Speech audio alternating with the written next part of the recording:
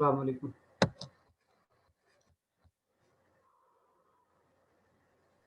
वालेकुम सलाम सर, वो कुछ स्टूडेंट्स का लॉक आ रहा है, शायद वो इसी वजह से अंदर ही नहीं हो रहे क्लास में।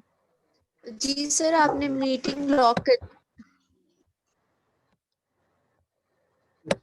चलें उनसे क्या दोबारा से फिर करें। ये मैंने नहीं की, ये खुद ब खुद हो जाती है। Okay sir. जी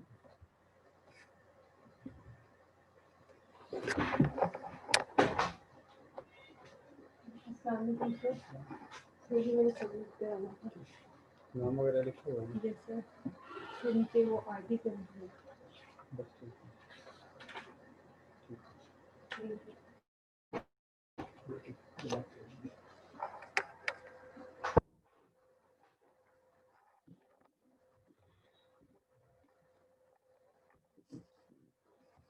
जी। अब तो किसी को कोई इशू नहीं है।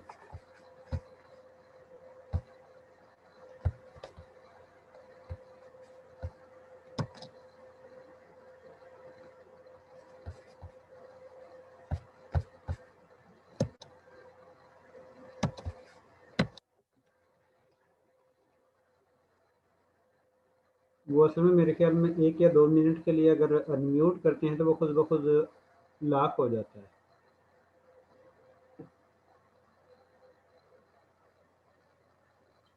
सर मरियम फिजा की अटेंडेंस लगा दें। मरीम फिजा भी मैंने किसी की भी अटेंडेंस नहीं लगाई है। अभी मैं शुरू कर रहा हूँ। जस्ट मैं स्टूडेंट का ओके वेट कर रहा सर। हूँ ताकि स्टूडेंट आ जाए ताकि अटेंडेंस शुरू करें। ओके सर अटेंडेंस होगी? नहीं उमर, शुरू कर रहे हैं। अहमद जिया, अहमद जिया, ऐमन यासीन, प्रेजेंट।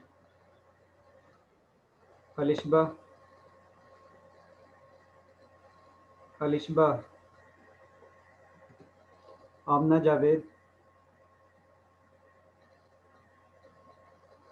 आमना Javed, Anam Imtiaz, Anam Imtiaz, Ariha Aliyas, present sir. Arfa Abrar, Arfa Abrar,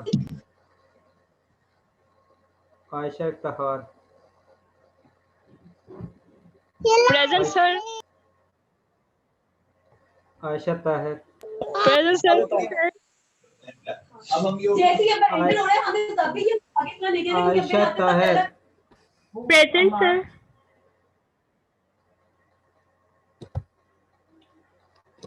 अजल्फा Faisal, present. Faraz Yaqoob, present sir. Sir मेरी अटेंडेंस भी लगा दें। Ghousia Naureen, yes present. Hafiz Mohammad Ibrar. Present sir. Ibrar अभी तक मेरे ख्याल में आपका नाम जो है वो ब्लैक लिस्ट में आ रहा है। ओके सर, मैंने मेल की थी, उधर से फी वगैरह ना पे कर दी है। मैंने मेल की थी, देखें इंशाल्लाह रिस्पांस जल्दी आ जाएगा। नहीं, मैं आपको यानी कि वैसे इन्फॉर्म कर रहा हूँ ताकि आप यानी कि एहतियाती कर लें, ये ना हो कि बाद में फाइनल पेपर में वो बैठने ना दें। जी जी सर, ओके थैंक यू। ठीक है। Okay sir. हमजा अली शान, हमजा अली शान, हमजा जावेद, हमजा अली शान भी ब्लैक लिस्ट में है और हमजा जावेद भी ब्लैक लिस्ट में है। Inayatullah,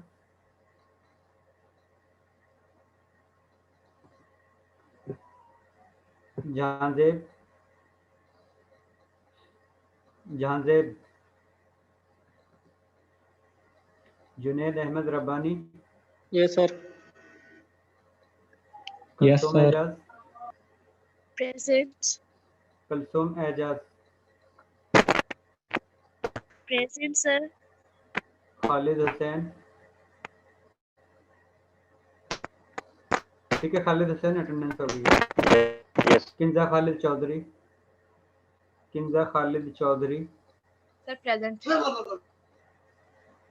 Laiba Naseer, present sir. Mariz Rasool, present sir. Mohammad Ejaz, present sir. Maryam Fiza, present sir.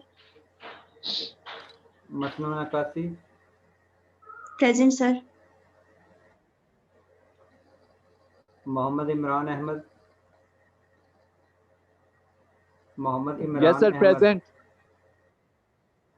Mohammad Umar Present, sir, 004, present. Mohammad Umar 004, Yes, sir, present. Mohammad Behzad Anwar, Mohammad Haseeb, Behzad attendance होगी आपकी। Mohammad Present, Haseeb, sir. Present. Mohammad Nasir Hussain, Mohammad Nasir Hussain, Mohammad Qasim, Yes, sir. Nasir Hussain is there, sir. Mohammad Qasim, Mohammad Shahzeb, Mohammad Shahzeb Irshad, Mohammad Umar, Present, sir. Mohammad Umar Tufail, Present, sir. Mohammad Zubair Tariq, Mohammad Zubair Tariq, Mohammad Zuhair,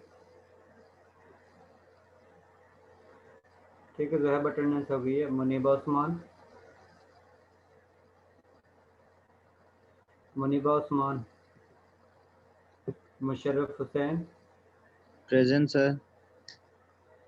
Nida Nadeem, present sir. Rafia Kanwal, Rafia Kanwal, present sir.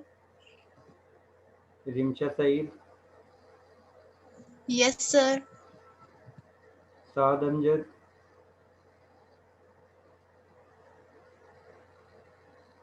Saad Amjad, Sadia Qayyum, present sir.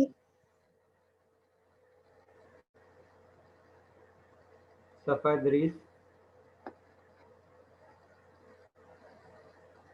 Safa Idrees, Shahbaz Ahmad, Yes, sir. Shahzeb Zaman, Yes, sir. Sidra Nazir, जी sir. Present. Umar Hayat, Present, sir. Umriyal, present, sir. Waqar Anwar, Jahanzeb, present, sir. Waqar Ahmad, Junaira Javed, present sir. Zaara Farooq, present. Zarmeen Akmal, Zarmeen Akmal. वो student नाम सुन लो जो इस section में absent हैं, अगर वो present है तो अटेंडेंस लगवा सकते हैं। Ahmad Zia, Alishba, present sir. Amna Javed, present sir. Anam Imtiaz, present sir. Arfa Abrar, present sir. Hamza Ali Shan, Hamza Javed, Inayatullah,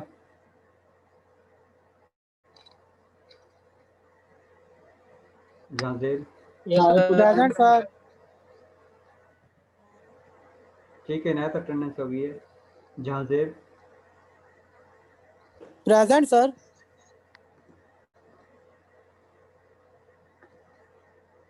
Mohammad Qasim,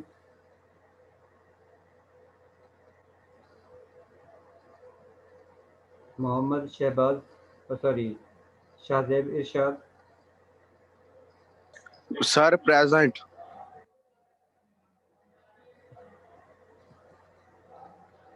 Mohammad Zubair Tariq,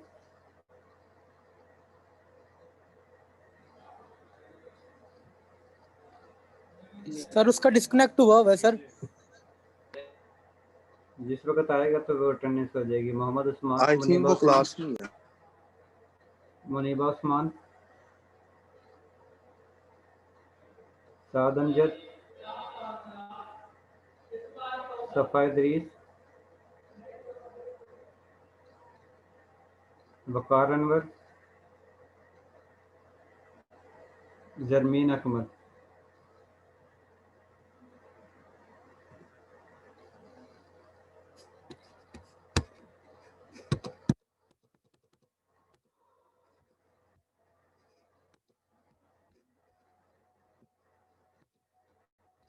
excuse me last time sir, हम जी मैंने चैप्टर नंबर 14 से क्वेश्चन पूछना था कि उसमें केसी के आपने कहा था ना कि यूनिट कैलकुलेट करेंगे, तो वो इस तरह से कि मतलब मैंने पूछना था कि चैप्टर में मैंने जो हुआ है ना क्वेश्चन और एग्जांपल्स वगैरह सोल्व हुई हैं, तो वहां पर केसी का उन्होंने मतलब किसी में भी यूनिट नहीं लिखा, जिसमें मोल्स भी सेम नहीं है उनमें भी उन्होंने यूनिट नहीं लिखे हुए केसी के। और अगर क्वेश्चन भी जो आपने हमें न्यूमेरिकल सोल्व करने के लिए दिए उनमें भी उन्होंने यूनिट नहीं लिखे, केसी की वैल्यूज ही लिखी हैं। तो ये कंफ्यूज कर रही थी बात कि उसके फिर यूनिट हम कैलकुलेट करें कि नहीं, या कोई स्पेसिफिक चीज़ है या टेम्परेचर साथ गिवन है या स्टैंडर्ड कंडीशन पे उसका कोई यूनिट नहीं है, तो वो बता दें अगर राफिया, कोई राफिया ये जो है केसी का यूनिट चाहे टेम्परेचर चेंज करते हो या नहीं करते उससे अफेक्ट नहीं पड़ता है, लेकिन सिर्फ जो बैलेंस्ड केमिकल इक्वेशन है उसकी बेस पर आप लोगों से पूछा जाता है कि इसके यूनिट क्या बनता है। अगर नहीं सिंपल न्यूमेरिकल है तो उस कंडीशन में कोई इशू नहीं है अगर यूनिट नहीं लिखते तो। लेकिन अगर आप लोगों से डायरेक्ट यही पूछा जाए कि यूनिट इसका क्या बनता है तो फिर आप लोगों ने कैलकुलेट करके लिखना है। Okay sir. सर मतलब कि अगर हम न्यूमेरिकल में उसका यूनिट लिख भी दें या नहीं भी लिखें तो उसका कोई मतलब मार्क्स नहीं कटेंगे? उससे नहीं कटेंगे, बाकियों के यानी कि नंबर कटेंगे उससे। Okay sir. और सर मैंने पूछना था केसी का तो यूनिट होता है, क्यूसी का भी क्या यूनिट होगा? उसमें भी मोलर सेम, कंसंट्रेशन? बिल्कुल सेम ही होगा। जिस तरह केसी का यूनिट होगा वही क्यूसी का यूनिट होगा। Okay sir. जी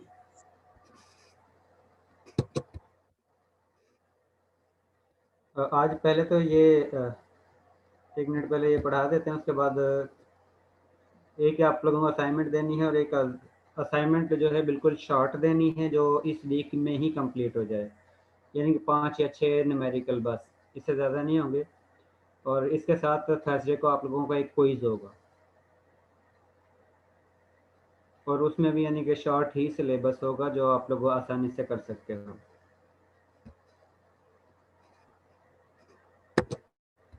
लास्ट टाइम जो हमने स्टडी किया था वो स्टडी किया था कि आप लोगों के पास लॉरी ब्रांस्टेड थ्योरी के मुताबिक conjugate acid, conjugate base, acid base और कॉन्जुगेट एसिड बेस पेयर किस तरह करते हैं। जिस वक्त हम कहेंगे आप लोगों से एक फार्मूला लिखा हो और आप लोगों से कहा जाए कि आप लोग इसका कॉन्जुगेट एसिड लिखें, तो उसका मतलब है कि आप लोगों ने उस स्ट्रक्चर के अंदर एक प्रोटॉन को ऐड करके फिर उसका फार्मूला लिखना है।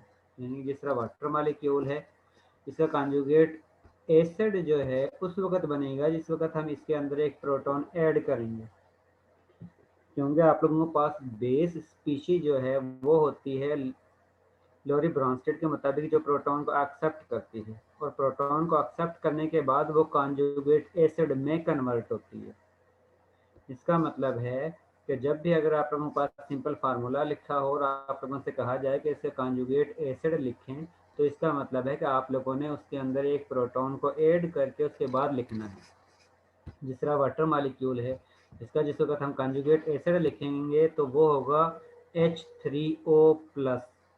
इसी तरह अमोनिया जो है, इसका जिस वक्त हम कॉन्जुगेट एसिड लिखे हैं तो इसमें भी आप लोगों ने एक प्रोटॉन को ऐड करना है। तो ऐड करने के बाद इसका फार्मूला जो बनता है वो NH4+, यानी कि हर एक में आप लोगों ने एक एक प्रोटॉन ऐड कर देना है। ऐड करने के बाद आप लोगों के पास यही स्पीशीज जो है वो कॉन्जुगेट एसिड में कन्वर्ट हो जाएगी। इसी तरह कार्बोनेट आयन जो है उसमें जिस वक्त एक प्रोटॉन ऐड करते हैं तो वो बाइकार्बोनेट आयन में कन्वर्ट हो जाता है। इसी तरह फास्फेट में जिस वक्त सल्फेट में जिस वक्त आप लोग ऐड करते हो तो उस कंडीशन में वो सल्फेट एसिड में कन्वर्ट हो जाता है, यानी कि H2 है तो एक प्रोटॉन ऐड करते हो तो उस कंडीशन में ये H3 फॉर्म में कन्वर्ट हो जाता है। और एक चीज़ इस चीज़ का ख्याल रखना है, जब भी आप लोगों ने प्रोटॉन ऐड करना है तो इसका मतलब है कि उस पर एक प्लस चार्ज आएगा। अगर किसी पर नेगेटिव चार्ज है तो एक प्लस ऐड करोगे तो एक नेगेटिव से एक प्लस चार्ज जो है वो ख़त्म हो जाएगा, तो बाकी का एक नेगेटिव चार्ज आएगा। जिस तरह इस पे लास्ट में जो है एक नेगेटिव चार्ज है तो एक प्रोटॉन ऐड करते हो तो उस कंडीशन में ये नेगेटिव चार्ज जो है वो ख़त्म हो जाएगा। इन चीज़ों का आप लोगों ने खास ख्याल रखना है कि अगर आप लोगों से इस तरह पूछा जाए कि कॉन्जुगेट एसिड क्या है, कॉन्जुगेट बेस क्या है, तो उसका हिसाब से आप लोगों ने लिखना है। और जिस वक्त आप लोगों से पूछा जाता है कि आप लोगों ने कॉन्जुगेट बेस लिखनी है, कॉन्जुगेट बेस का मतलब है कि वो स्पीशीज जिसने प्रोटॉन को रिलीज कर दिया है, रिलीज करने के बाद जिस फॉर्म में कन्वर्ट होगी उसको हम कॉन्जुगेट बेस कहते हैं। इसका मतलब कि जिस वक्त हम इन्हीं स्ट्रक्चर का हम पूछें कि आप लोगों ने इसके कॉन्जुगेट बेस लिखनी है तो उस कंडीशन में इसमें से भी एक प्रोटॉन को रिमूव करना है, इसमें से भी हर एक में से आप लोगों ने एक एक प्रोटॉन को रिमूव कर देना है। और वो स्पीशीज जिसमें एक भी प्रोटॉन मौजूद नहीं होगा इसका मतलब है कि वो कॉन्जुगेट बेस में कन्वर्ट नहीं हो सकती, क्योंकि उसके पास प्रोटॉन ही नहीं है। जिस वक्त तक वो प्रोटॉन रिलीज नहीं करेगा इसका मतलब है वो कॉन्जुगेट बेस में कन्वर्ट नहीं होगा।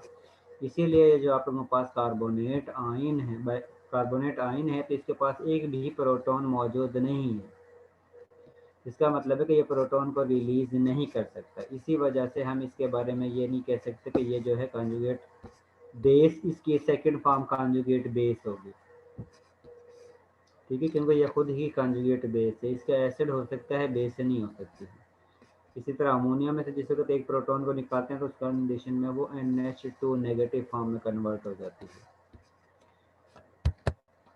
जिस वक्त हम रिएक्शन करवाते हैं तो उस कंडीशन में आप लोगों के पास बेसिकली एसिड या बेस को वाटर के अंदर डिज़ाल्व करते हैं।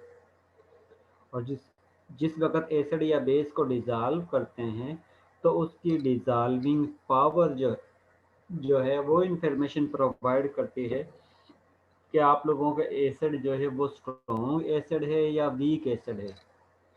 जिस तरह अगर आप लोग किसी भी एसिड को अगर वाटर में डिज़ाल्व करते हो, डिज़ाल्व करने के बाद उसके पास जितने भी प्रोटॉन आयन हैं, अगर वो उन टोटल प्रोटॉन आयन को वाटर के अंदर रिलीज कर देता है तो इसका मतलब है वो एसिड स्ट्रॉन्ग एसिड है।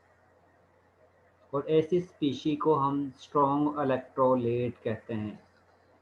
ऐसी स्पीशी जिसको अगर आप लोग वाटर में ऐड करते हो, ऐड करने पर वो टोटल जो है आयंस में कन्वर्ट हो जाए, प्लस में और नेगेटिव फॉर्म में कन्वर्ट हो जाती है, उसको हम स्ट्रॉन्ग इलेक्ट्रोलाइट कहते हैं।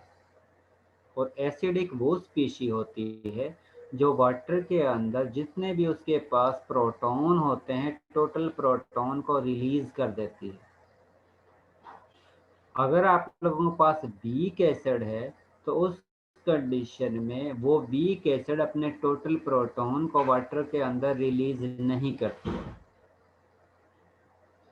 अगर आप लोगों के पास दो तरह के एसिड हैं और आप लोग दोनों एसिड को वाटर के अंदर डिज़ाल्व करते हो तो डिज़ाल्व करने पर एसिड अगर अपने टोटल प्रोटॉन को रिलीज कर देता है तो उसको हम कहते हैं स्ट्रॉन्ग एसिड।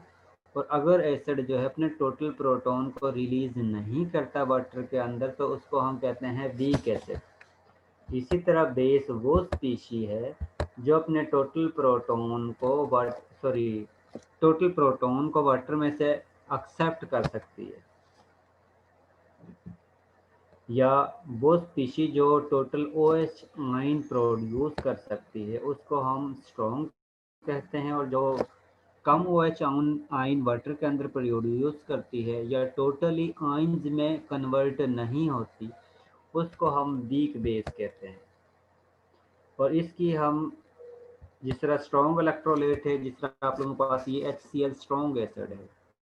अब स्ट्रॉन्ग एसिड क्या है कि अगर आप लोग इसको वाटर के अंदर ऐड करते हो तो HCl फौरन से H+ आयन और Cl नेगेटिव आयन में कन्वर्ट हो जाता है। अब इस तरह आयन्स में कन्वर्ट होने को हम कहते हैं कि ये स्ट्रॉन्ग इलेक्ट्रोलाइट है, जो फौरन से अपने टोटल नेगेटिव और पॉजिटिव आयन्स में कन्वर्ट हो जाता है। और वो स्पीशी जो प्रोटॉन प्रोवाइड करती है वाटर के अंदर, उसको हम एसिड कहते हैं। अगर स्पीशी टोटल आयन्स को, जितने भी उसके पास आयन्स मौजूद हैं, वाटर में डिज़ोल्व करने पर वो टोटल आयन्स को जनरेट कर देती है, तो उसका मतलब है कि वो स्ट्रॉन्ग एसिड है। जिस तरह इसमें आप लोग वाटर HCl को ऐड करते हो तो HCl जो है वो H+ आयन और Cl नेगेटिव आयन में कन्वर्ट हो जाता है। कोई कहीं पर भी आप लोगों के पास HCl जो है वो सिंपल HCl की फॉर्म में, न्यूट्रल की फॉर्म में मौजूद नहीं होगा। जितने भी उसके पास प्रोटॉन होंगे वो सारे प्रोटॉन को वाटर के अंदर रिलीज कर देता है। लेकिन वीक एसिड ऐसी स्पीशी होती है जो कुछ प्रोटॉन को रिलीज करती है, बाकी प्रोटॉन या अपनी न्यूट्रल फॉर्म में मौजूद रहती है। जिस तरह अगर आप लोग ऐड करते हो HF को वाटर के अंदर, तो HF जो है वेरी स्लाइटली अमाउंट इसकी H+ आयन और F नेगेटिव आयन में कन्वर्ट होती है। और जिस वक्त आप लोग इसको वाटर में ऐड करते हो तो बहुत कम H+ आयन वाटर के साथ जो है वो अटैच होते हैं और आप लोगों के पास क्लोराइड आयन सोल्यूशन में बनता है। बाकी अमाउंट आप लोगों के पास HF की फॉर्म में ही मौजूद रहती है। जिस तरह सपोज इसके अंदर आप लोगों के पास वाटर है, वाटर में आप लोग HF ऐड करते हो तो मोस्टली HF की अमाउंट आप लोगों के पास HF की फॉर्म में ही मौजूद होगी, वो कम्प्लीटली आयन्स में कन्वर्ट नहीं होगी। स्लाइटली अमाउंट उसकी आयन्स में कन्वर्ट होगी, बाकी की अमाउंट जो है वो HF की फॉर्म में ही मौजूद रहेगी। और ऐसे एसिड को हम वीक एसिड कहते हैं।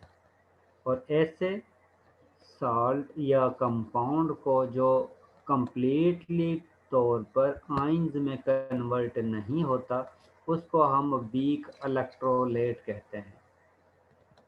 इसका मतलब है कि अगर आप लोगों के पास strong electrolyte, acidic strong electrolyte है, तो वो फौरन से H+ आयन, जितने भी उसके पास H+ आयन है, टोटल को वाटर के अंदर डोनेट कर देता है। और वीक इलेक्ट्रोलाइट जो है वो सारे H+ आयन को वाटर के अंदर डोनेट नहीं करता। ये आप लोगों के पास एक टेबल गिवन है, ये बुक में भी गिवन है, जिसकी बेस पर आप लोगों का डिफरेंट एसिड और बेस को स्ट्रॉन्ग एसिड और स्ट्रॉन्ग बेस में डिवाइड किया हुआ है।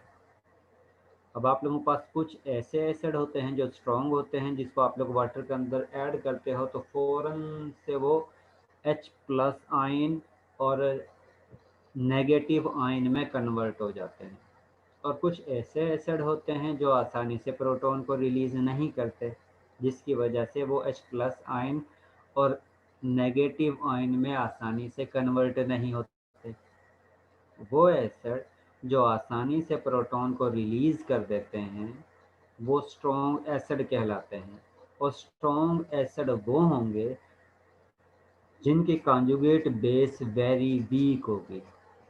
और वीक बेस हम उसको कहते हैं जो प्रोटॉन को मुश्किल से हासिल करती है, जिसकी कोशिश होती है कि वो प्रोटॉन को हासिल ही ना करे।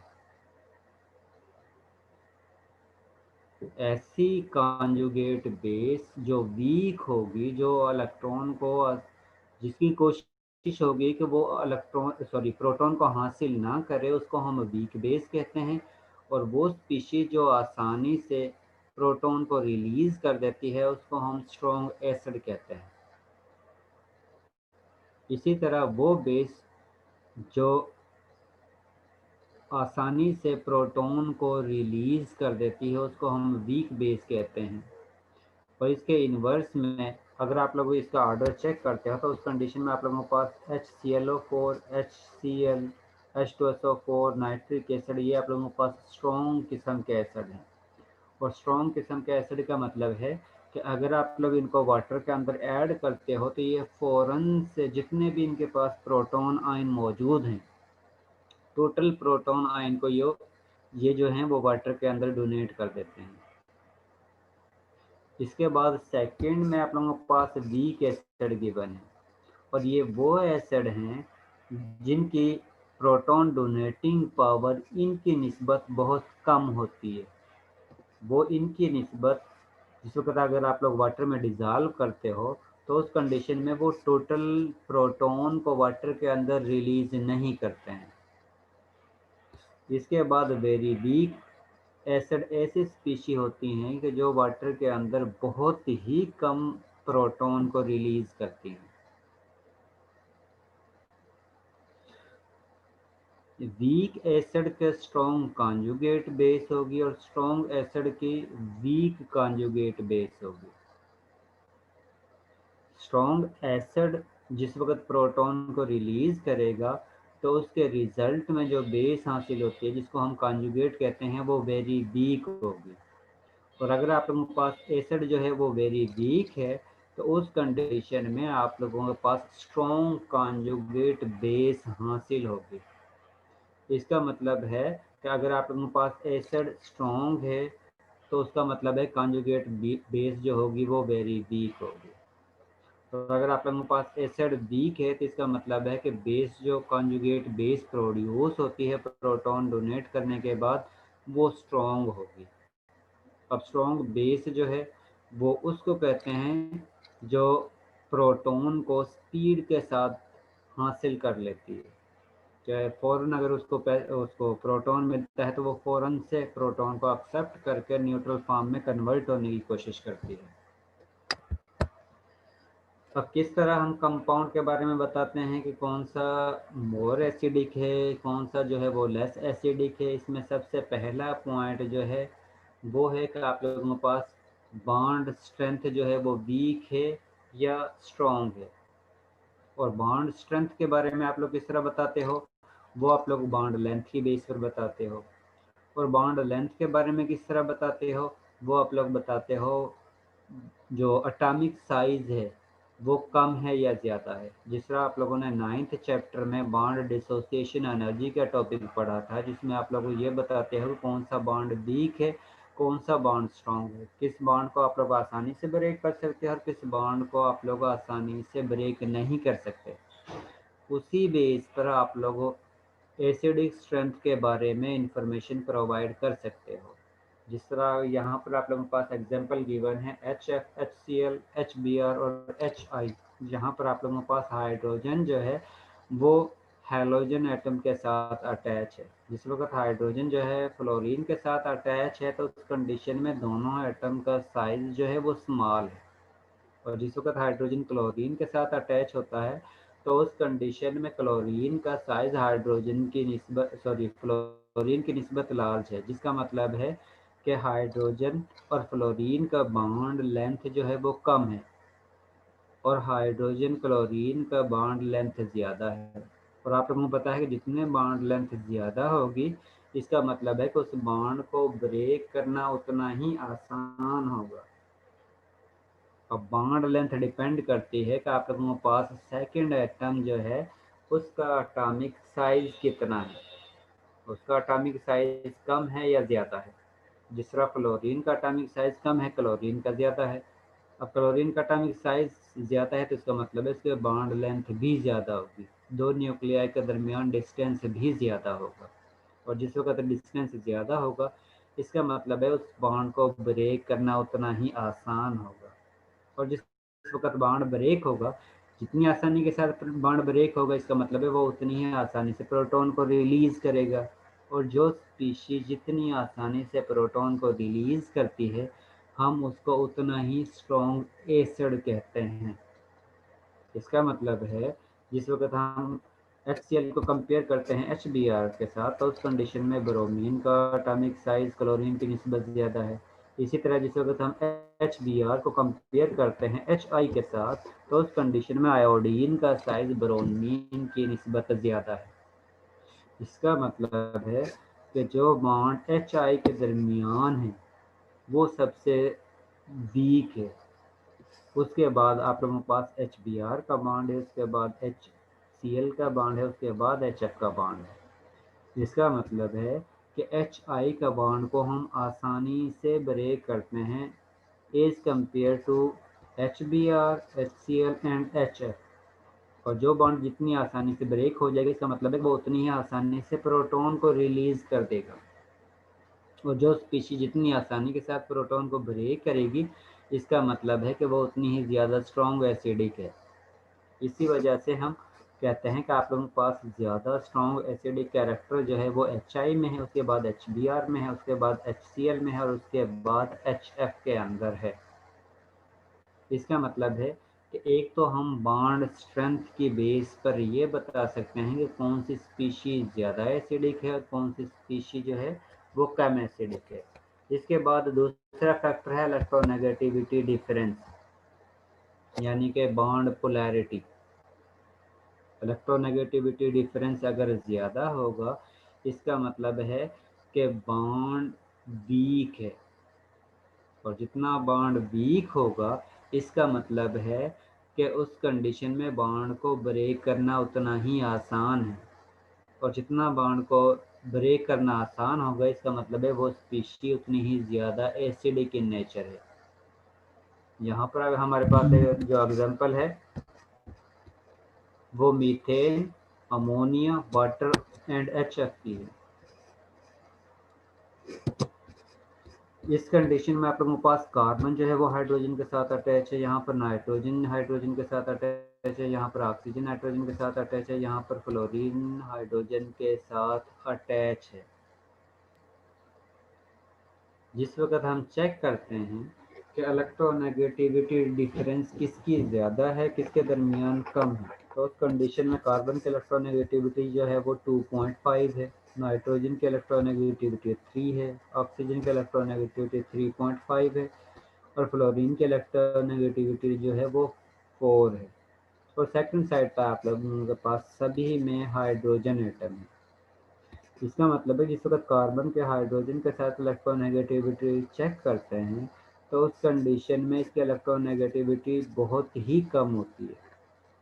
इसके बाद जिस वक्त हम नाइट्रोजन और हाइड्रोजन की इलेक्ट्रोनेगेटिविटी चेक करते हैं तो इसकी इलेक्ट्रोनेगेटिविटी डिफरेंस जो है वो इसकी निस्बत ज़्यादा है। इसी तरह जिस वक्त हम वाटर मालिक्यूल के इलेक्ट्रोनेगेटिविटी डिफरेंस चेक करते हैं हाइड्रोजन के साथ तो उस कंडीशन में इनका इलेक्ट्रोनेगेटिविटी डिफरेंस अमोनिया की निस्बत ज़्यादा है। इसी तरह जिस वक्त हम हाइड्रोजन फ्लोराइड का इलेक्ट्रोनेगेटिविटी डिफरेंस चेक करते हैं तो इसका इलेक्ट्रोनेगेटिविटी डिफरेंस जो है वो वाटर मालिक्यूल की निस्बत ज़्यादा है। जितनी इलेक्ट्रोनेगेटिविटी डिफरेंस ज़्यादा होगा इसका मतलब है कि बॉन्ड जो हाइड्रोजन और फ्लोरीन या हाइड्रोजन मोर इलेक्ट्रोनेगेटिव एटम के साथ बना हुआ है वो ज़्यादा बॉन्ड जो है वो मोर इलेक्ट्रोनेगेटिव पार्ट की तरफ ज़्यादा होगा, जिसकी मकसद ये है कि वो स्पीशी प्रोटॉन को आसानी से रिलीज कर सकती है as compared to other atom. क्योंकि जिस वक्त हम मीथेन की बात करते हैं जी सर इलेक्ट्रोनेगेटिविटी जिसकी ज्यादा होगी वो बॉन्ड स्ट्रांग नहीं होगा दूसरे से, उनके दरमियान इंट्रैक्शन ज़्यादा होती है, बॉन्ड वीक होता है। Okay sir. क्योंकि यहाँ पर हमने इस चीज़ का भी ख्याल रखना है कि कौन सी स्पीशी हाइड्रोजन को प्रोटॉन के फॉर्म में रिलीज करती है या एटॉमिक फॉर्म में रिलीज करती है। क्योंकि अगर इलेक्ट्रोनेगेटिविटी डिफरेंस जो है वो कम होगा तो उस कंडीशन में वो स्पीशी जो है वो प्रोटॉन फॉर्म में रिलीज नहीं करेगी, वो एटॉमिक फॉर्म में रिलीज करेगी। क्योंकि उनके दरमियान दोनों बॉन्ड जो हैं वो एक जैसे इक्वल ही हैं स्ट्रेंथ जो है, जिसकी वजह से जिस वक्त बॉन्ड ब्रेक होगा तो वो म्यूचुअली ब्रेक होगा, जिसकी वजह से एक हाइड्रोजन का इलेक्ट्रॉन जो है हाइड्रोजन पर चला जाएगा और कार्बन का इलेक्ट्रॉन कार्बन पर चला जाएगा। अब ये जो है वो एटॉमिक हाइड्रोजन होगा। अब एटॉमिक हाइड्रोजन के बारे में तो हम नहीं बता सकते कि वो एसिडिक है या नहीं है, क्योंकि हमारे पास तो वो स्पीशी एसिडिक होगी जो प्रोटॉन के फॉर्म में रिलीज करेगी, और प्रोटॉन के फॉर्म में वही स्पीशी रिलीज करेगी जिसके साथ आप लोगों के पास electronegative more electronegative atom attach होगा।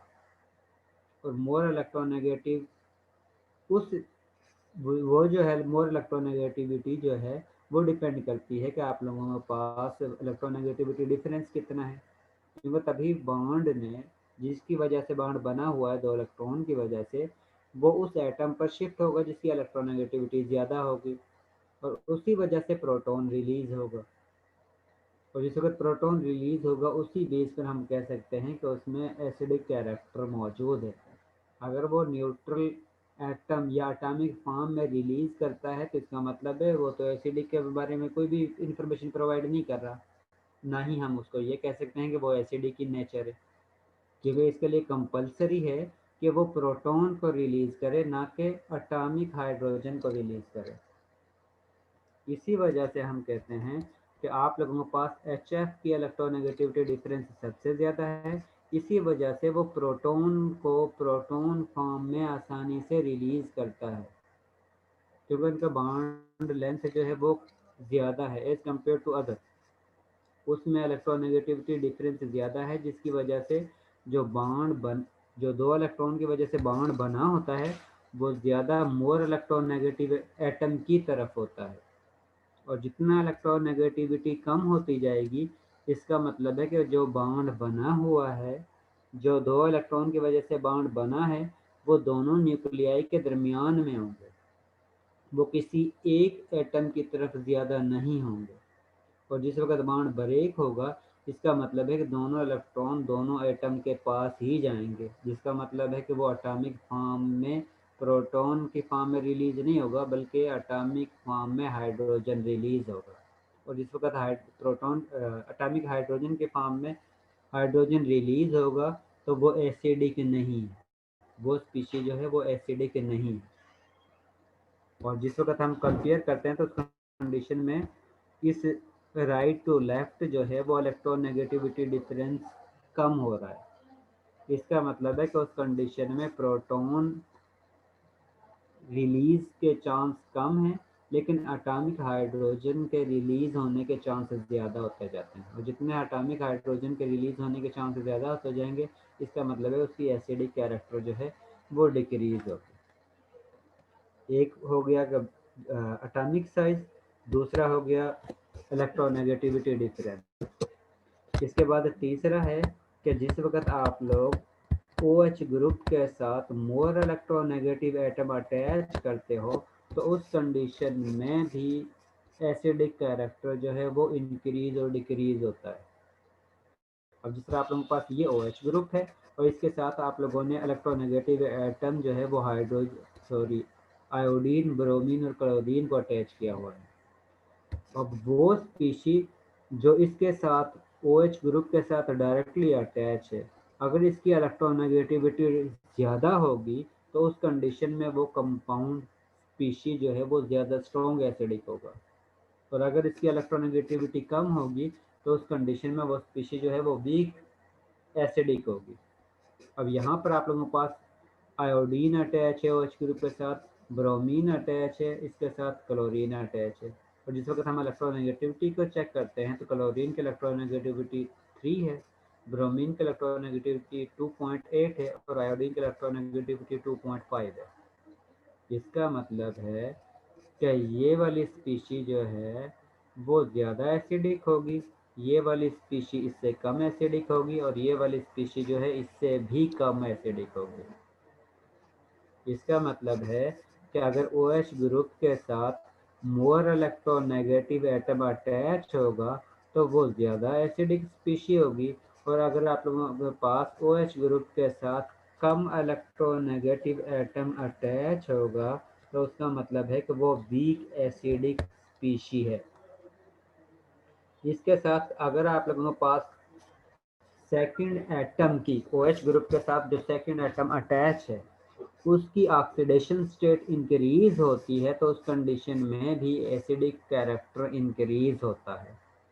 और वो किस तरह होता है कि जिस वक्त आप लोग इसकी ऑक्सीडेशन स्टेट इंक्रीज करते हो तो इसका मतलब है इस पर प्लस चार्ज जो है वो जनरेट हो रहा है, और जितना प्लस चार्ज जनरेट होगा इसका मतलब है वो उतनी ही ज़्यादा फोर्स के साथ इस ऑक्सीजन के पास इलेक्ट्रॉन को हासिल करेगा, और जितनी पावर के साथ ये क्लोरीन ऑक्सीजन से इलेक्ट्रॉन को हासिल करेगा उसी रेशो से उतनी ही ज़्यादा पावर के साथ ये ऑक्सीजन इस बॉन्ड को अपनी तरफ अट्रैक्ट करेगा और इस प्रोटॉन को रिलीज करेगा। इसका मतलब है कि जिस वक्त हम इसके साथ ऑक्सीजन अटैच करते जाएंगे, क्योंकि ऑक्सीजन की इलेक्ट्रोनेगेटिविटी कार्बन की निस्बत ज़्यादा है, तो इस कंडीशन में इसकी इलेक्ट्रोनेगेटिविटी जो है ऑक्सीडेशन स्टेट जो है वो कंटिन्यूसली इंक्रीज होती जाएगी। इसमें ऑक्सीडेशन स्टेट क्लोरीन की 1 है, जिस वक्त 2 ऑक्सीजन अटैच होता है उस कंडीशन में इसके ऑक्सीडेशन स्टेट जो है वो 3 होती है, और ये क्लोरीन जो है इस ऑक्सीजन के साथ डबल बॉन्ड बनाता है, सिंगल बॉन्ड नहीं होता है, इसके साथ जो है वो डबल बॉन्ड होता है। सिर्फ इस क्लोरीन का इस ऑक्सीजन के साथ सिंगल बॉन्ड होता है, इस ऑक्सीजन के साथ इस क्लोरीन का डबल बॉन्ड होता है।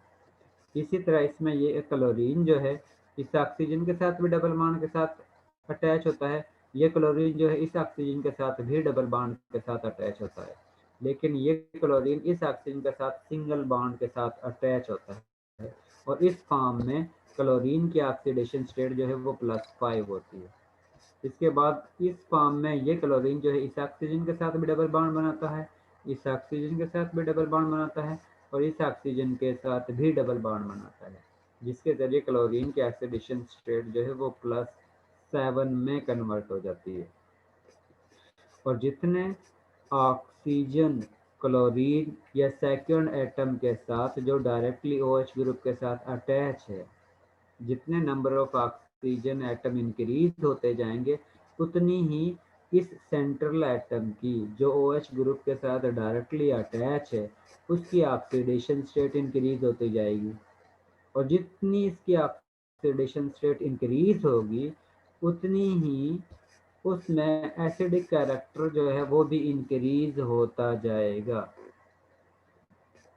इसका मतलब है कि जिस वक्त आप लोग नंबर ऑफ ऑक्सीजन इंक्रीज करते हो तो उस कंडीशन में क्लोरीन की ऑक्सीडेशन स्टेट इंक्रीज होगी, और जिस वक्त क्लोरीन की ऑक्सीडेशन स्टेट इंक्रीज होगी तो उस कंडीशन में वो ज़्यादा फोर्स के साथ इस ऑक्सीजन से इलेक्ट्रॉन को अपनी तरफ अट्रैक्ट करता है, और जितनी ज़्यादा फोर्स के साथ ये क्लोरीन ऑक्सीजन से इलेक्ट्रॉन को अट्रैक्ट करेगा इसका मतलब है कि वो उतना ही ज़्यादा स्ट्रॉन्ग एसिडिक कैरेक्टर रखता है। जिस वक्त हम इनको अरेंज करते हैं तो उस कंडीशन में ये सबसे ज़्यादा एसिडिक है, उसके बाद ये एसिडिक है, उसके बाद ये एसिडिक है, उसके बाद ये सबसे कम एसिडिक जो है वो ये है, जिसको हम हाइपोक्लोरस कहते हैं, क्योंकि इसकी ऑक्सीडेशन स्टेट जो है वो +1 है। जिस वक्त +1 से +3 में कन्वर्ट होती है तो उस कंडीशन में इसको क्लोरस कहते हैं, क्लोरस एसिड, और जिस वक्त इसके ऑक्सीडेशन स्टेट +5 में कन्वर्ट होती है तो उस कंडीशन में हम इसको क्लोरिक एसिड कहते हैं, और जिस वक्त इसकी ऑक्सीडेशन स्टेट +7 में कन्वर्ट होती है तो उस कंडीशन में हम इसको परक्लोरिक एसिड कहते हैं। इसके बाद Excuse me, next sir. Theory है जी सर जो पीछे आपने मतलब एसिड का बता रहे थे, अगर ऑक्सीडेशन स्टेट जो इलेक्ट्रोनेगेटिव एटम है जैसे यहाँ पर क्लोरीन है उसकी इंक्रीज करेंगे तो ये ऑक्सीजन को ज्यादा स्ट्रांगली अट्रैक्ट करेगा अपनी तरफ। ये सेकंड वाला जो ऑक्सीजन है जो H ग्रुप के साथ फॉर्म में अटैच है उसके पास से इलेक्ट्रॉन को ज़्यादा फोर्स के साथ अपनी तरफ अट्रैक्ट करेगा, ऑक्सीजन नहीं करेगा, इसके जो इलेक्ट्रॉन हैं उसको अपनी तरफ अट्रैक्ट करेगा, क्योंकि जिस वक्त ये प्रोटॉन को रिलीज करता है तो इस ऑक्सीजन पर नेगेटिव चार्ज आता है। अब वो उस नेगेटिव चार्ज को अगर जितनी ज़्यादा फोर्स के साथ ये अपनी तरफ अट्रैक्ट करेगा तो इसका मतलब है उसको ये स्टेबलाइज करेगा, और ये जितना इसको स्टेबलाइज करेगा इसका मतलब है वो उतनी ही आसानी के साथ प्रोटॉन को रिलीज कर सकता है, और जो जितनी ज़्यादा स्पीड के साथ जितनी आसानी के साथ प्रोटॉन को रिलीज करेगा इसका मतलब है वो उतना ही ज़्यादा स्ट्रॉन्ग एसिडिक है। Okay sir. इसके बाद नेक्स्ट थ्योरी है Lewis acid and base theory, जिसके मुताबिक वो स्पीशीज जो लोन पेयर डोनेट करती है उसको हम बेस कहते हैं, और वो स्पीशीज जो लोन पेयर को एक्सेप्ट करती है उसको हम एसिड कहते हैं। इलेक्ट्रॉन डोनर को हम न्यूक्लियोफाइल भी कहते हैं, और न्यूक्लियोफाइल का मतलब होता है न्यूक्लियस लविंग। ऐसी स्पीशी जो न्यूक्लियस या कैटाइन को अपनी तरफ अट्रैक्ट करने की कैपेसिटी रखती है, यानी कि वो वाली स्पीशी जिसके पास इलेक्ट्रॉन एक्सेस में है, जो न्यूक्लियस को अट्रैक्ट कर सकती है, क्योंकि न्यूक्लियस पर न्यूक्लियर जो है उस पर प्लस चार्ज होता है, इसलिए उसको अट्रैक्ट कर सकती है। और वो वाली स्पीशी जो लोन पेयर डोनेट करती है, सॉरी, वो स्पीशी जो इलेक्ट्रॉन को एक्सेप्ट करती है उसको हम कहते हैं एसिड, और उसका सेकंड नेम हम इलेक्ट्रोफाइल भी कहते हैं। इलेक्ट्रोफाइल का मतलब है इलेक्ट्रॉन लविंग स्पीशी, और इलेक्ट्रॉन लविंग स्पीशी जो है वो इलेक्ट्रॉन डेफिशिएंट होती है, यानी कि उस पर प्लस चार्ज होगा, और न्यूक्लियोफाइल पर नेगेटिव चार्ज होगा या न्यूट्रल फॉर्म में होगा, जिसके पास लोन पेयर मौजूद होंगे। जब भी आप लोगों के पास न्यूक्लियोफाइल और इलेक्ट्रोफाइल का रिएक्शन होगा, यानी कि लुईस एसिड और लुईस बेस का रिएक्शन होगा, तो उस कंडीशन में आप लोगों के पास अडक्ट बनेगा, यानी कि उस कंडीशन में आप लोगों के पास कोऑर्डिनेट कोवलेंट बॉन्ड बनेगा, और उस कंडीशन में ओवरऑल जो प्रोडक्ट बनता है उसको हम अडक्ट का नाम देते हैं।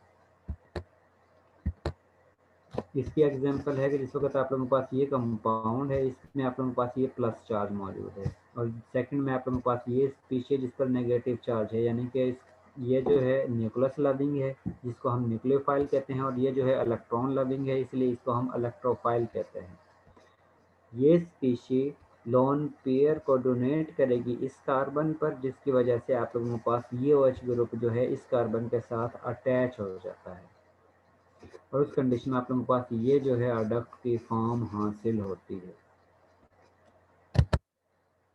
ठीक है, इस कंडीशन में इसी तरह अगर ये आप लोगों के पास कुछ रिएक्शन है जिसमें आप लोगों के पास ये जो है इलेक्ट्रॉन डेफिशिएंट स्पीशी है और इसके पास इलेक्ट्रॉन मौजूद है। फ्लोराइड जो है जिस पर नेगेटिव चार्ज है वो इस पर अटैक करेगा, लोन पेयर को डोनेट करेगा, जिसके जरिए आप लोगों के पास H+ BF4 नेगेटिव फॉर्म में हासिल होता है।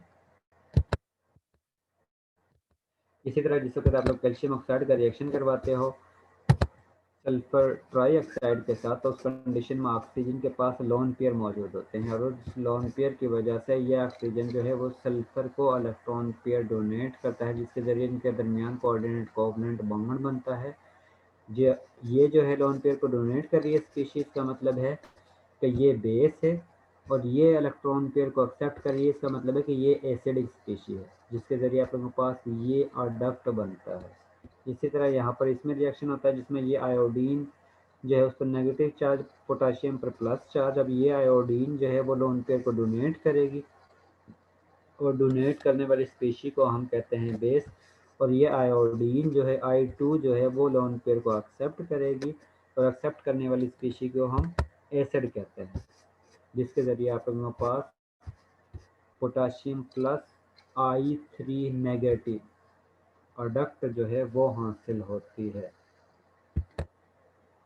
इसके बाद नेक्स्ट है कि आप लोग एसिड की या प्रोटॉन आयन की कंसंट्रेशन या pH जो है वो किस तरह कैलकुलेट करते हो।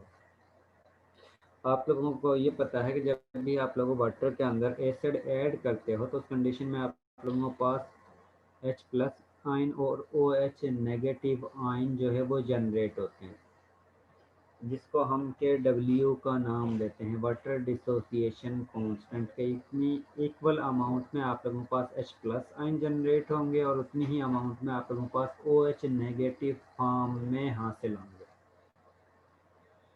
जिसकी वजह से आप लोगों के पास ये इक्वेशन हासिल होगी जिसको हम कहते हैं KW, जिसको वाटर डिसोसिएशन कांस्टेंट भी कहते हैं। वो इक्वल होगी H+ आयन या hydronium ion into OH negative ion. और ये एक्सपेरिमेंटली प्रूफ है। अगर आप लोग टेम्परेचर 25 डिग्री सेल्सियस रखते हो और आप लोगों के पास 1 मिलीमोलर सोल्यूशन है, तो उसकी वजह से आप लोगों के पास 1.0 × 10⁻⁻⁷ मोल H+ आयन के जनरेट होंगे, और इतने ही मोल्स आप लोगों के पास OH नेगेटिव आयन के जनरेट होंगे। जिस वक्त आप लोग कोई भी स्पीशी एसिड हो चाहे बेस हो वाटर के अंदर डिज़ाल्व करते हो तो डिज़ाल्व करने पर 70 डिग्री से, अगर वो न्यूट्रल है, क्योंकि आप लोगों के पास यहाँ पर जो एग्जांपल ले रहे हो वो वाटर की है, क्योंकि वाटर डिसोसिएट होता है, तो उस कंडीशन में आप लोगों के पास 1.0 इंटू 10⁻⁻7 मोल H+ आयन के जनरेट होते हैं और इतने ही मोल आप लोगों के पास OH नेगेटिव आयन के जनरेट होते हैं 825 डिग्री सेल्सियस पर।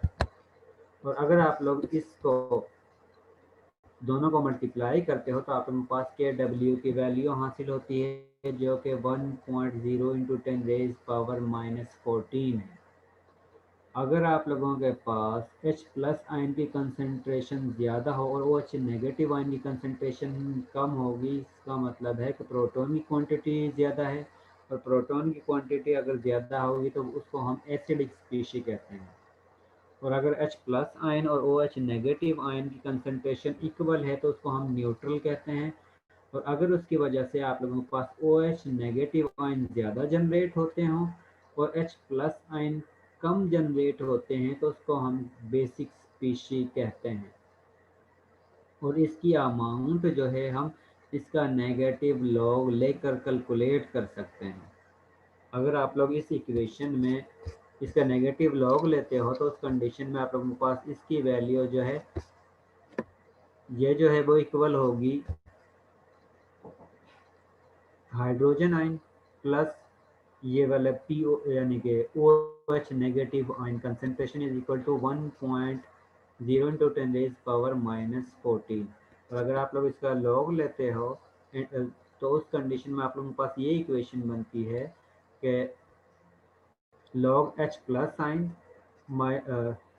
माइनस log H+ आयन उसके साथ minus log OH negative ion is equal to 10 raise power, इसकी टोटल के पावर लॉग लेते हो तो उस कंडीशन में आप लोगों के पास इक्वेशन बनती है minus log 1.0 into 10 raise power -14।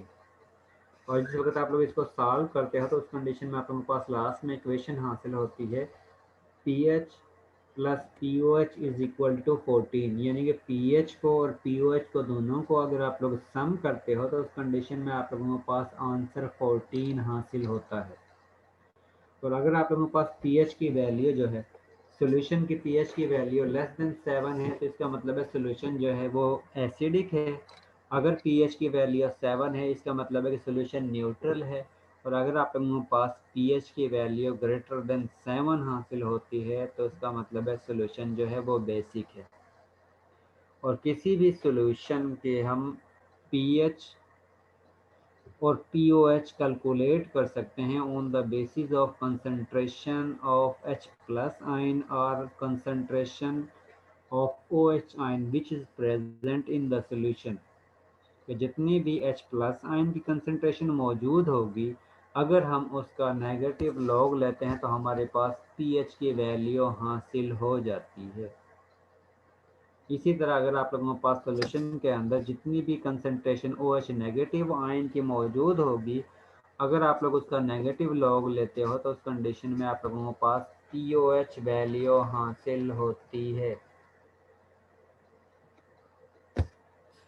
और इसके साथ ही आप लोगों का चैप्टर जो है वो कंप्लीट हो चुका है। इसमें अगर आप लोगों को कोई कंफ्यूजन है या कोई क्वेश्चन पूछना है तो वो आप लोग पूछ सकते हो। सर एक क्वेश्चन था इसके बारे में, लुईस एसिड और बेस के बारे में। ये जो हमने पहले जितने भी एसिड बेस पढ़े हैं वो सब ना वाटर और सॉल्ट बनाते हैं रिएक्शन आपस में करके। तो जो लुईस एसिड और बेस है ये मतलब वाटर नहीं बनाते और वाटर की जगह ये सिर्फ अडक्ट बनाते हैं, ऐसे ही सर? हाँ इसी तरह। तो फिर सर जो रिडॉक्स रिएक्शन होते हैं जो हम पढ़ते हैं तो वो उनको भी हम फिर लुईस एसिड बेस कहेंगे? जो रिडॉक्स रिएक्शन होते हैं वो भी तो सर मतलब इसी तरह होते हैं। लेकिन डिफरेंस ये आता है रिडॉक्स रिएक्शन में एक इलेक्ट्रॉन भी रिलीज हो सकता है, दो भी रिलीज हो सकते हैं, लेकिन लुईस के मुताबिक दो इलेक्ट्रॉन का ही शिफ्टिंग हो सकता है जिसकी वजह से उनके दरमियान कोऑर्डिनेट कोवलेंट बॉन्ड बनता है। रिडॉक्स रिएक्शन में तो एक भी इलेक्ट्रॉन शिफ्ट हो सकता है, 2 भी हो सकते हैं, 3 भी हो सकते हैं, ज़्यादा भी हो सकते हैं। लेकिन लुईस में लोन पेयर का कंसेप्ट है, उसमें एक इलेक्ट्रॉन की शिफ्टिंग नहीं है। जी सुहैब। सर मेरा टॉपिक से थोड़ा सा हटके क्वेश्चन है। सर ये जो एथेनॉल या ग्लिसरीन होते हैं, क्या ये हेक्सेन लिक्विड होते हैं? हेक्सेन लिक्विड क्या मतलब उस कैटेगरी में फॉल करते हैं कि हेक्सेन लिक्विड सिर्फ हेक्सेन ही होगा, मतलब ये उस कैटेगरी में आते हैं कि नहीं आएंगे? यार हेक्सेन अलहदा लिक्विड है और ये मेथनॉल और एथेनॉल अलहदा से लिक्विड है। वो अलहदा अलहदा सॉल्वेंट है, सॉल्वेंट का अलहदा अलहदा नाम है यार। ऐसे ही है बिल्कुल सर, ठीक है, मेरी कंफ्यूजन दूर हो गई है। क्योंकि थैंक यू उनमें सर। क्योंकि हेक्सेन जो है, हेक्सेन सॉल्वेंट जो है वो नॉन पोलर है, मेथनॉल और एथेनॉल जो है वो पोलर सॉल्वेंट है। इसके बाद okay sir, next. Thank you. जी जो है मोस्ट वेलकम। इसके बाद नेक्स्ट जो है क्लास, उसमें आप लोगों का क्विज है और क्विज का टॉपिक लुईस कंसेप्ट और ये इसकी एसिड बेस स्ट्रेंथ कैलकुलेशन है। ये आप लोगों का सिलेबस है जो थर्सडे को आप लोगों का क्विज है। अच्छा और सर, एक इसके और साथ क्वेश्चन था सर, जी ना सर, लुईस एसिड का ना, कि जो लुईस एसिड और जो लुईस बेस हैं, ये क्या वाटर के साथ रिएक्ट कर सकते हैं? कर सकती हैं, क्योंकि वाटर में आप लोगों के पास H2O होता है जिसमें ऑक्सीजन के पास 2 लोन पेयर मौजूद होते हैं। तो इसका मतलब है कि वाटर जो है ऑक्सीजन जो है वो लोन पेयर को डोनेट कर सकता है, और जिस वक्त लोन पेयर को डोनेट करेगा तो उस कंडीशन में वाटर जो है लुईस बेस के तौर पर एक्ट करेगा। Okay sir, Musharraf, thank you. Most welcome. Sir ये जो आ रहे हैं क्विज वो सिर्फ ओड वालों का या इवन ओड दोनों ने देनी है? ये क्विज जो थर्सडे पे है वो तो दोनों का है। इसके बाद एक क्विज मंडे को होगा या उससे भी पहले मैं ले सकता हूँ, वो मैं आपको थर्सडे को बता दूंगा। वो सिर्फ उनका होगा जिनका एक क्विज रह चुका है, वो इवन वाले हैं या ओड वाले हैं वो बता देना, उनका फिर क्विज एक और होगा। ओड वाले सर, ओके सर। अब जो इस असाइनमेंट में क्वेश्चन है वो नोट कर लें। इसमें सिर्फ 5 क्वेश्चन मैंने देने हैं, वही आप लोगों ने सॉल्व करके जमा करवाने हैं।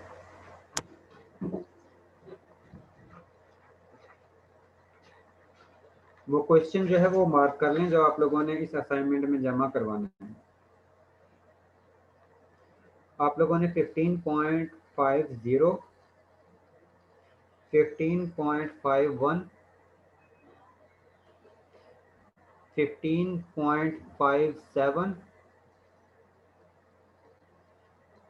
15.63,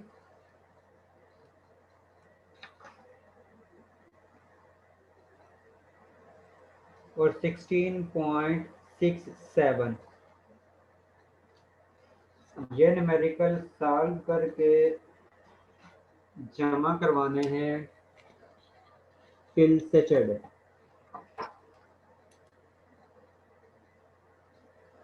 ये आप लोगों का असाइनमेंट नंबर 5 है ना?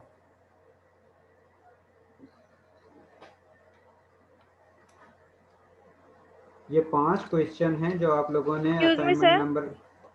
जी सर राफिया। ये कब तक जमा करानी है असाइनमेंट?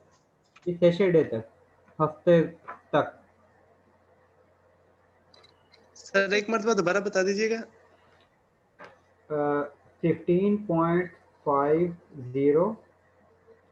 15.51, 15.57, 15.63 और 15.67 ये 5 न्यूमेरिकल हैं जो आप लोगों ने सॉल्व करके जमा करवाना है।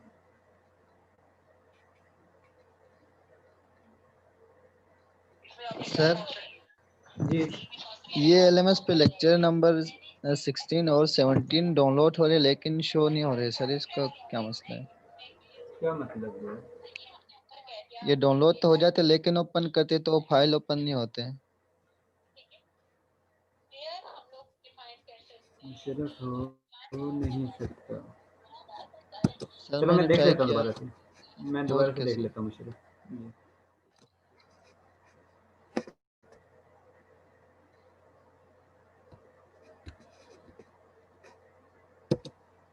इसमें से अगर कोई कंफ्यूजन है एक्सक्यूज तो मी वो आप सर। लोग पहुँच। जी राफिया। सर वो जो 14 चैप्टर है ना, वो आई थिंक शुरू से उसकी स्लाइड नहीं अपलोड हुई, तो कहीं मिड से ही मुझे लग रहा है कि उसकी स्लाइड्स हैं, और लास्ट पे भी उसका मतलब अगले वाली स्लाइड्स नहीं उसकी अपलोड हुई। 12 सेशन तक अपलोड हुए, वो 13 सेशन में होनी थी, तो वो लेक्चर नंबर 24 तक अपलोड हुआ है, 25 और 26 में अपलोड हुआ। 20 यानी लास्ट वीक के। जी सर। और सर वो ग्रुप में तो ये आया कि चैप्टर नंबर 14 का क्विज होगा थर्सडे को, तो आप मतलब ये लुईस एसिड बेस का कह रही हैं, तो 15 का है, ये तो वो फिर वाला बता नहीं, दें। अब मैं अलग, क्योंकि उसमें सिलेबस ज़्यादा हो जाता है इसलिए मैंने सिलेबस कम किया है तो ताकि आप सर लोग मतलब आसानी से ये तैयारी कर सको। 15 पूरा नहीं है कि लुईस एसिड और बेस का ही है बस? बस इसका ही है, लुईस एसिड बेस और पीएच कैलकुलेशन। Okay sir. ठीक है।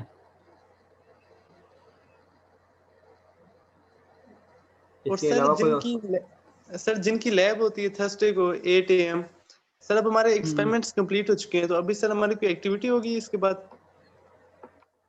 अब तो कुछ भी नहीं होगा, अब तो आपकी मर्जी है आपने क्या करना है। और लैब के फाइनल जो हैं वो तो डिसाइड हुए हैं कि आप लोगों के जो थ्योरी के फाइनल हैं उसके बाद आप लोगों के लैब के फाइनल होने हैं। सर मतलब वो कैंपस नहीं होंगे अब, 12 के बाद होंगे? जी, थ्योरी के बाद। Okay sir. और तो सर सर जो क्विज हमारा हमारा जो थर्सडे को क्विज होगा, उसमें ऑब्जेक्टिव होगा या सब्जेक्टिव टाइप न्यूमेरिकल्स वगैरह आएंगे या एमसीक्यू होंगे? एमसीक्यूज नहीं होंगे, सब्जेक्टिव ही होगा, शॉर्ट क्वेश्चन वगैरह। Okay sir.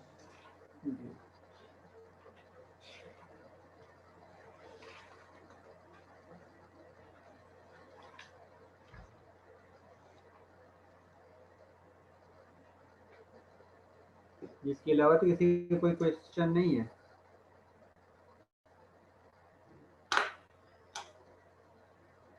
सर अब लैब होगी हमारी थर्सडे को? सिलेबस कंप्लीट हो गया है।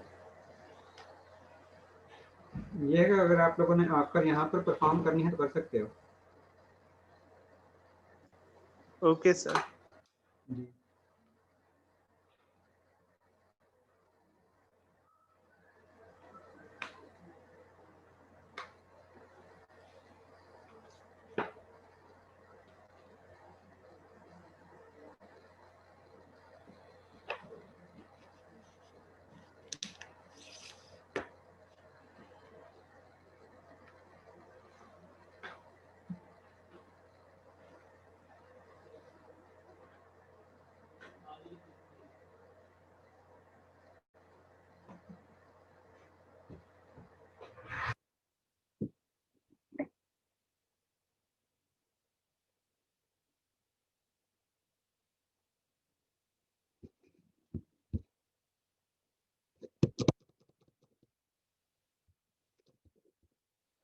वो स्टूडेंट जो एब्सेंट हैं वो अपनी अटेंडेंस लगवा सकते हैं, एक दफ़ा नाम सुन लें जो इस क्लास में एब्सेंट है, अगर वो प्रेजेंट है तो अटेंडेंस लगवा सकते हैं। और ये तो पता है ना कि आप लोगों के जो फाइनल है वो ऑन कैंपस है, और आप सर लोगों के जो थियरी का फाइनल है वो 6 तारीख को है।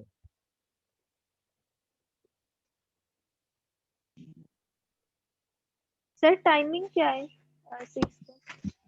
एक मिनट में आपको बता देता हूँ। सॉरी।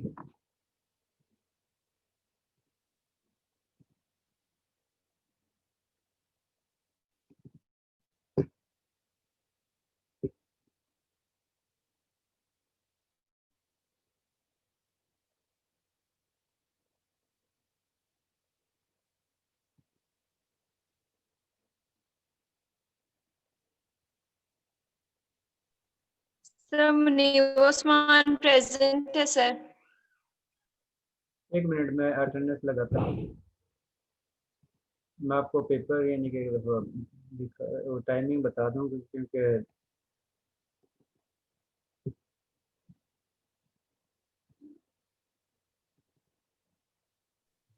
सर पेपर का सिलेबस भी क्या होगा, कंप्लीट होगा?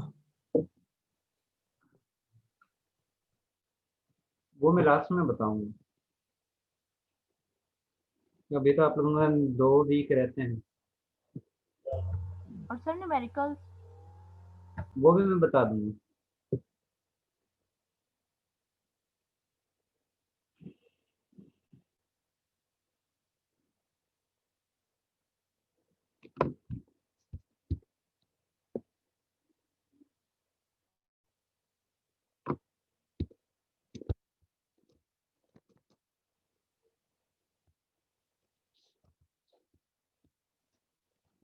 ये एग्जैक्ट याद नहीं है मैंने कहाँ पर डाउनलोड की थी फाइल जो है। वो उसमें मैंने तारीख देखी थी, वो 6 लिखी हुई थी। सर अगर वो डॉक्यूमेंट आप हमसे शेयर कर दें क्योंकि अभी तक हमें डेट शीट नहीं मिली ऑनलाइन भी। सिर्फ 1 मिनट मुझे दो, मैं तलाश करके फिर सभी को मेल कर देता जी सर। सर मेरे पास है। है जी सर। तो इनके साथ भी शेयर कर दो। जी सर, मैं पूरे ग्रुप में शेयर कर देता हूँ। हाँ बस ठीक है। आप लोगों को 6 तारीख को है और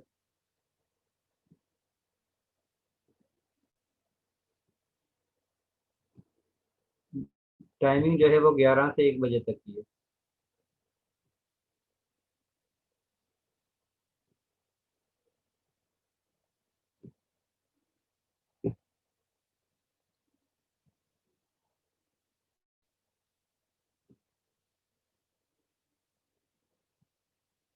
सैटरडे दिन है और 11 बजे टाइमिंग है और 6 तारीख है जिसमें आप लोगों को लैब का ये सॉरी थियरी का फाइनल है।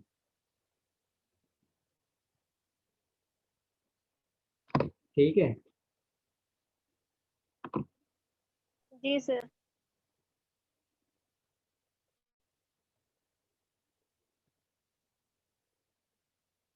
अगर कहता है तो मैं सभी को मेल कर देता हूँ या फिर अगर ग्रुप में वो शेयर कर देता है तो फिर देख सकते हो।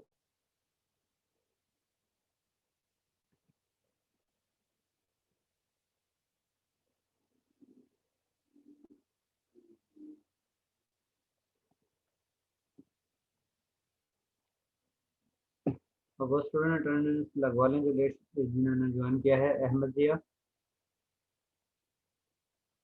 हमजा अली शान, हमजा जावेद, मोहम्मद कासिम, मोहम्मद जुबैर तारिक, मुनीबा उस्मान। Present sir. ठीक है मुनीबा उस्मान आपकी अटेंडेंस हो गई है। साद अमजद, सफ़ा इदरीस, साद अमजद की लगा दो। साद अमजद के साद अमजद की हो गई है। वकार अनवर, जरमीन अकमल। Present sir. ठीक है अब आप लोग लीव कर सकते हो।